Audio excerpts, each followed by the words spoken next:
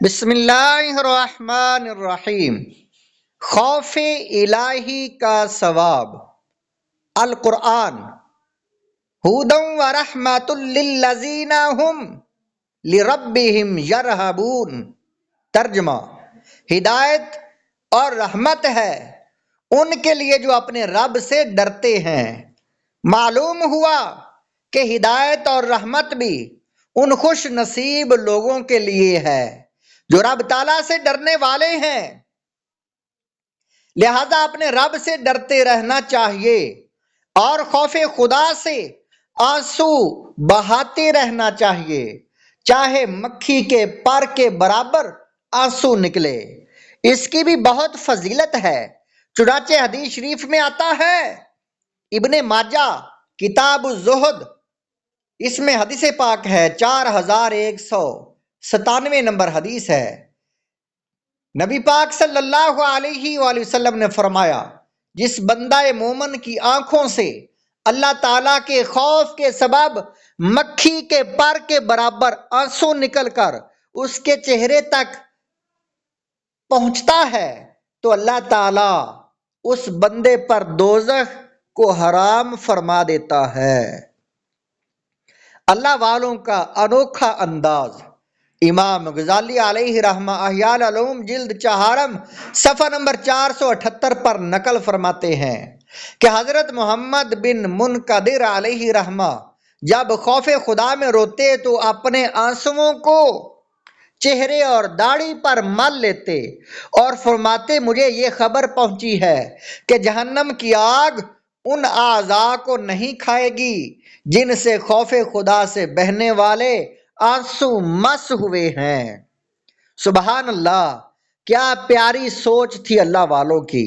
خوف خدا میں بہنے والے آنسوؤں کو بھی ضائع نہیں ہونے دیتے تھے، ان آنسوؤں سے بھی فائدہ اٹھاتے کہ جہاں جہاں مس ہوں گے دوزخ کی آگ نہ چھوئے گی۔ خوف خدا سے دل کا کانپنا۔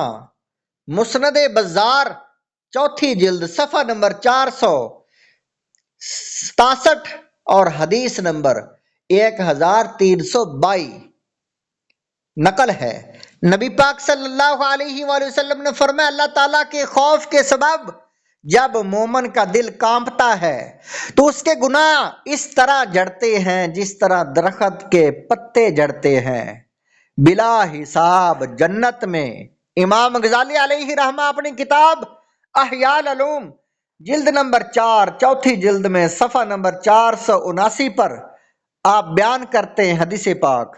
حدیث شریف نقل فرماتے ہیں، سیدہ عائشہ رضی اللہ تعالی عنہا فرماتی ہیں، میں نے بارگاہ رسالت میں عرض کی، یا رسول اللہ صلی اللہ علیہ وآلہ وسلم، کیا آپ کی امت میں کوئی ایسا شخص بھی ہے جو بلا حساب کتاب جنت میں داخل ہوگا؟ ارشاد فرمایا، ہاں، وہ شخص جو اپنے گناہوں کو یاد کر کے روئے۔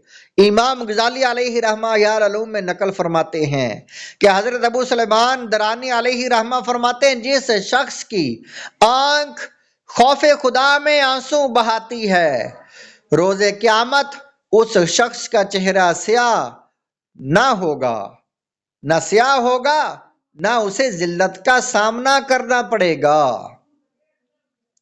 جب اس کی آنکھ سے آنسو بہتے ہیں تو اللہ تعالیٰ ان کے پہلے قطرے سے دوزخ کے شعلوں کو بجھا دیتا ہے، اور اگر کسی امت میں ایک بھی شخص خوف خدا سے روتا ہے تو اس کی برکت سے اس امت پر عذاب نہیں کیا جاتا۔ سبحان اللہ۔ عزیزان گرامی، ہر مسلمان کو ہر وقت اللہ تعالیٰ سے ڈرنا چاہیے، اس ذات پاک کا خوف ہمیشہ اپنے دل و دماغ پر طاری رہنا چاہیے۔ امت کی کشتی کو ترانے والے، امت کو بخشوانے والے کریم آقا صلی اللہ علیہ وآلہ وسلم خوف خدا میں اس قدر روتے کہ سینے سے ایسی آواز آتی جیسے ہنڈیا ابل رہی ہو۔ ترمذی شریف میں حدیث پاک ہے 3308 نقل ہے، نبی پاک صلی اللہ علیہ وآلہ وسلم فرماتے ہیں، سورہ ہود اور اس جیسی صورتوں نے مجھے بوڑھا کر دیا۔